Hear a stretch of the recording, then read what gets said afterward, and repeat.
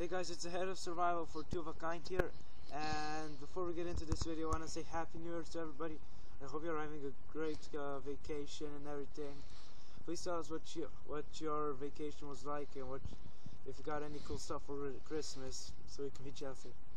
But seriously, this is our shelter. It's about 3/4 finished, maybe 90%, 80%. But from the outside, as you can see, it's mostly covered with pine boughs.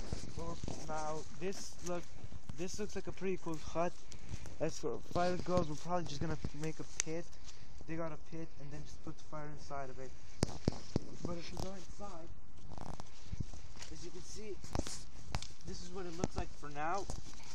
It's pretty warm. Now what the plans are, we're still gonna need to cover everything here up. Most of this stuff is pretty sturdy. It won't fall. But the main thing is we're gonna have to cover all this floor up with pines for extra insulation, and this roof is gonna need a hell of a lot of fixing because look at how much there is between everything. But as you can see, some places like this we did fuck by excessively putting bowels in there. But we're gonna finish up with the camp mostly, and then we're gonna show you some more tips and tricks possibly. But we'll edit this out into 2 videos. Also, look at this. This thing's pretty up, I guess. It probably couldn't handle my weight because a lot of this wood is actually kind of rotten wood. Let's take a look around it. As you can see, the main problem here is instead of going nice and smoothly, which is what we wanted, because at least this thing has sort of like, it could be used for like shingles on the roof, to take all the downpour and pull it down.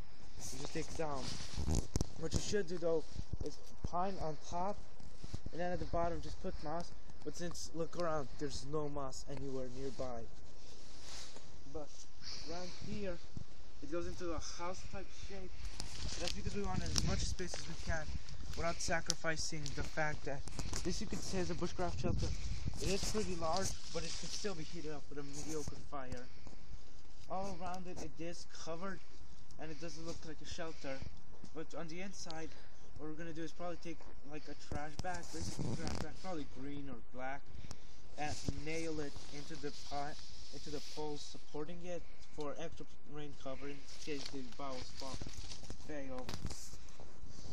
But all around it, what we did was, as you can see, look around. If you ask where do we get all this stuff, it's mostly found stuff that we got. We just found it on the ground laying there. We thought it would be good. The rest of the stuff, like the pine boughs, we had to cut trees down. Don't worry, they weren't too big. They were barely 2 feet, not even 3 feet high. But that's mostly. Now, what you want to do though when you're building a shelter is, make sure it's concealed depending on your situation. If you're in a survival situation, obviously you want to make it as visible as possible, like putting your colored underpants so on the top is a flag for extra visibility for rescue teams. But in a bug out situation, you want the exact opposite of that. You don't want any color. That's why we're taking probably black trash bags on the inside and not outside, because it doesn't look natural. But this is me signing out. We'll make another video quick. Peace. And we're back, guys. Sorry for the time that you wasted, but we will edit these 2 videos together. We had a small fail with our cameraman. He slipped and fell. So it just shows how easy it is for something to happen in the woods. So, but we took a break to make a shelter and everything. And let's go look at the outside first. Also, as you can tell, it's raining, so it's a perfect test of this thing. On the outside, you can see it's pretty well barricaded. There might be very small holes, but those will be covered with trash bag. You can see it's pretty tough, resilient to that. In the case of snow, it's probably wouldn't fail.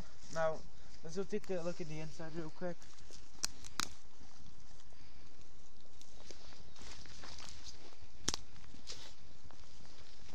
Now, as you can see, we have a small collection of firewood. We will be getting more, but here's the inside. You might see smaller holes, but that's about it. What you're still gonna see it. Pretty thick stuff. Like, we're probably gonna add pine to the ground, but for now it's good enough. Also, special thanks to my cameraman and my brother for helping me out. Mainly it was my cameraman, but you know. Also, one time you might get a special guest, which is the gaming part of Two of a Kind. Which is, I mean, he's not exactly fit, as you would say, for survival, but I guess he's good enough. Sorry, just can't help myself. But for the shelter, it did take a while, a couple of hours really. It can take like maybe 3 people to sleep, maybe 2, because one would probably sleep very awkwardly. But for everything else, I think it's good enough. The roof will hold up, everything will hold up. We'll see what we can do about the rest. Take one last look at it. As for fire goes, we're probably gonna build inside. We're probably gonna build it somewhere around here, and then give it like a lean-to from these branches to protect it from rain and everything. Probably gonna what I'm planning is building like a lean-to type design here, and then on the other side as well for extra protection from wind, so we can only access it from here for fire making for it throughout completing. But we're probably gonna dig a pit. Now, also unfortunately, we have to cut the shenanigans. We're still gonna do some of these episodes, but mostly it's gonna be things like how-tos, like how to build a fire, how to do everything in basics, how to strike a match properly. Which, yes, there is a proper way to strike a match. But you will see a lot more of us soon. We have to do a little more so the gaming part can make more videos. But this is me signing out. And we're back, guys. So we took a short break to make the shelter, and let's take a look on the inside first, and then we'll show you on the outside. As you can see here, we have a small pool.